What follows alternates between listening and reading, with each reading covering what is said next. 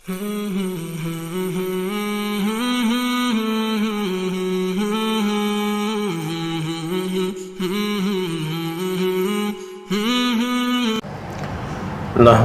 نصلی علی رسولہ الکریم اما بعد فاعوذ باللہ من الشیطان الرجیم بسم اللہ الرحمن الرحیم۔ محترم ناظرین السلام علیکم ورحمۃ اللہ وبرکاتہ۔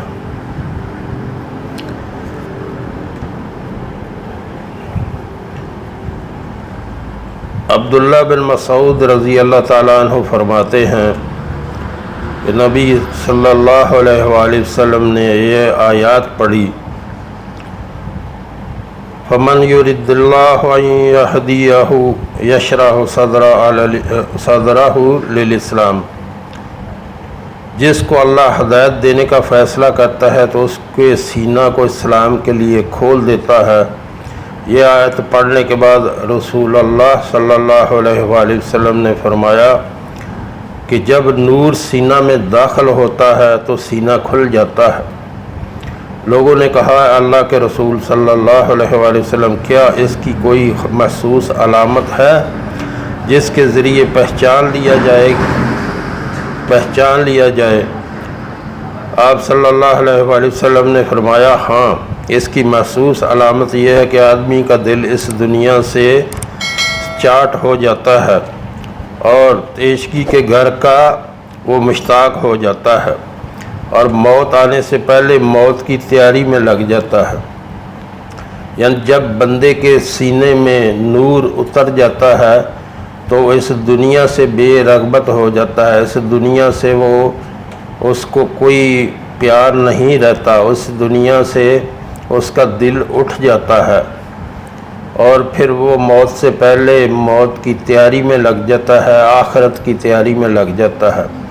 یہ میرے آقا صلی اللہ علیہ وآلہ وسلم نے نشانی بتائی کہ جس کے دل میں نور چلا جاتا ہے اس کو پھر اس کی ایسی کیفیت ہوتی ہے کہ وہ دل جو ہے اس کا دنیا کس سے بے رغبت ہو جاتا ہے، یعنی اس کا دنیا میں کوئی کسی چیز میں اس کا شوق نہیں رہتا، اس کو پیار نہیں رہتا دنیا کی کسی چیز میں، اور وہ آخرت کی تیاری میں لگ جاتا ہے۔ یہ ہے نور سینے میں جانے کا جو ہے وہ نشانی، تو اس پہ وہ تیاری میں لگ جاتا ہے۔ یعنی جس شخص کے دل میں اسلام کی حقیقت اتر جاتی ہے تو اس کا دل اس فانی دنیا سے دور بھاگنے لگتا ہے اور آخرت کا مشتاق ہو جاتا ہے اور موت آنے سے پہلے نیک عمل کرنے لگ جاتا ہے۔ یہ ہے سینے میں نور داخل ہونے کی نشانی۔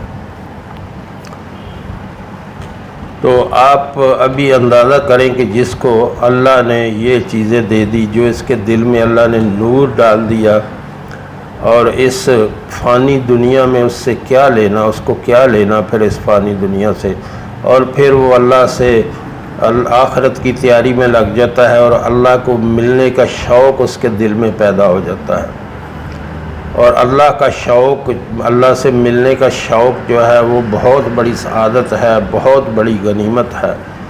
اس کو یہی ہوتا ہے، کسی بھی ٹائم اس کو بے چینی رہتی ہے، سکون نہیں آتا کہ میں کس ٹائم اپنے رب سے ملوں گا۔ رسول اللہ صلی اللہ علیہ وآلہ وسلم نے فرمایا کہ میں اپنی امت کے بارے میں جس چیز کا سب سے زیادہ اندیشہ کرتا ہوں وہ یہ ہے کہ میری امت خواہشات کی پیروی کرنے لگ جائے گی اور دنیاوی توقعات کے لمبے چوڑے منصوبے بنانے میں لگ جائے گی۔ تو اس کی خواہش نفس کی پیروی کا نتیجہ یہ ہوگا کہ وہ حق سے دور جا پڑے گی اور دنیا سازی کے منصوبے آخرت سے غافل کر دیں گے۔ اے لوگو، یہ دنیا کوچ کر چکی ہے، جا رہی ہے، اور آخرت کوچ کر چکی ہے، آ رہی ہے، اور ان میں سے ہر ایک کے ماننے والے ہیں۔ جو اس سے محبت کرتے ہیں تو یہ اچھا ہوگا کہ تم دنیا کے پرستار نہ بنو۔ تم اس وقت عمل کے گھر میں ہو اور جہاں حساب کا وقت نہیں آیا ہے، اور کل تم حساب کے گھر آخرت میں ہوگے جہاں عمل کا کوئی امکان نہیں ہوگا۔ تو محترم ناظرین، آپ یہ دیکھیں کہ ہم لوگ جو ہیں آج کل جس کو بھی دیکھو بڑے بڑے گھر بنانے میں لگا ہے، بڑی بڑی گاڑیاں خریدنے میں لگا ہے، اور جس کو فکر آخرت ہے اس کو ان چیزوں سے کوئی دلچسپی نہیں ہے، کیونکہ اس کو پتہ ہے میں نے یہاں رہنا نہیں ہے۔ اگر گاڑی لوں گا، کوئی بڑی گاڑی بھی لے لوں گا اتنے پیسے دے کے، تو کل کو بندے کے استعمال میں نہیں رہنی، چلانے والا کوئی اور ہی ہوگا۔ اور بڑا سا گھر بنا لیں گے تو کوئی بھی اس میں رہنے والا نہیں ہے، رہے گا کوئی اور، بنائیں گے آپ، محنت آپ کی، تو وہ پھر آپ کو اس میں کچھ ملنے والا بھی نہیں ہے۔ تو آپ اس کی محنت کریں نا جس سے آپ کو کچھ ملے، آخرت کی محنت کریں۔ محترم ناظرین، اس میں کوئی شک نہیں ہے کہ وہ دن بہت سخت دن ہوگا، قیامت کا دن جو ہے وہ بہت سخت ہوگا۔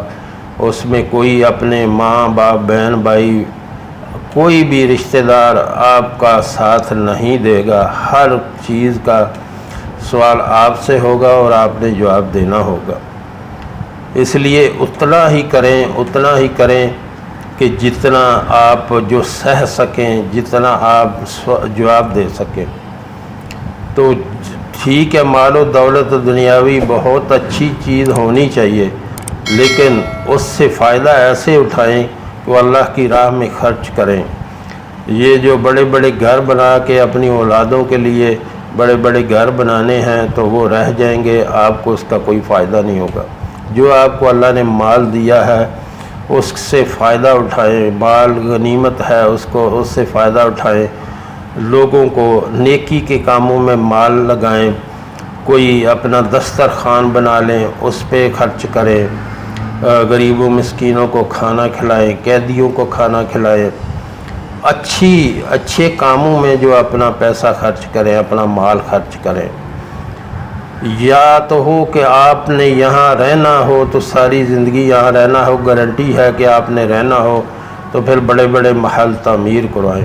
میرے آقا صلی اللہ علیہ وآلہ وسلم کو کیا نہیں مل سکتا تھا، ہر چیز مل سکتی تھی، لیکن چھوٹے چھوٹے حجرے تھے جہاں انہوں نے زندگی گزاری اپنی، کیونکہ ان کو پتہ تھا ہم نے یہاں رہنا نہیں ہے۔ اصل ٹھکانہ ہے جو وہ ہمارا اللہ کے پاس ہے، آخرت ہے ہماری، وہ اصل ٹھکانہ ہے۔ دنیاوی زندگی جو ہے یہ اس میں ہر کوئی پریشان ہے، جس کے پاس بہت زیادہ مال ہے وہ بھی پریشان ہے، جس کے پاس کم ہے وہ بھی پریشان ہے، جس کے پاس متوسط ہے وہ بھی پریشان ہے۔ اس کو یہ فکر لگی ہوئی ہے کہ یہ میرا مال ختم ہو گیا تو میرا کیا بنے۔ تو آخرت ایسی چیز ہے کہ جو ختم ہونے والی نہیں ہے، اس میں ہمیشہ رہنا ہے، طرح طرح کی نعمتیں ہیں، اس کے لیے تیاری کریں، اس کے لیے محنت کریں، اس کے لیے اپنا مال خرچ کریں، اسی کی فکر میں لگے رہیں۔ دنیاوی زندگی جو ہے، جیسے کہ میں ہمیشہ کہتا ہوں کہ اتنی دنیا کب سے بنی ہوئی، آدم علیہ السلام سے لے کے قیامت تک کتنے لوگ آئے اور کتنے گئے، اور اس میں بیچ میں ایک چھوٹا سا وقفہ ہے جو 60-50 سال کا، 70 سال کی زندگی کا، وہی تیاری کا جو ہے وہ ٹائم ہے ہمارے پاس۔ ہم وہ تیاری نہیں کرتے، ہم دنیا بنانے میں لگ جاتے ہیں۔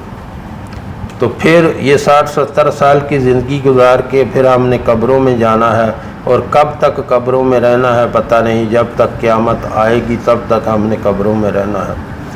تو اتنے چھوٹے سے عرصے کے لیے چھوٹی سی زندگی ہے اور تھوڑا سا ٹائم ہے، اس کو جو ہے وہ ضائع نہ کریں، اس کو اپنی تیاری میں لگائیں، اور ہر وقت اللہ کا ذکر آپ کی زبان میں رہنا چاہیے، اللہ کو ہر وقت یاد کرتے رہنا چاہیے، اللہ کا ذکر کریں، لا الہ الا اللہ پڑھتے رہا کریں، لا الہ الا اللہ پڑھتے رہا کریں، سبحان اللہ والحمد للہ ولا الہ الا اللہ واللہ اکبر پڑھتے رہا کریں، استغفار کرتے رہیں، درود پاک پڑھتے رہیں۔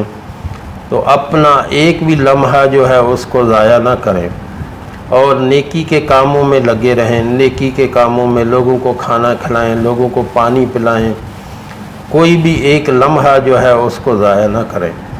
یہ تب پتہ چلے گا جب یہ ٹائم ہاتھ سے نکل جائے گا۔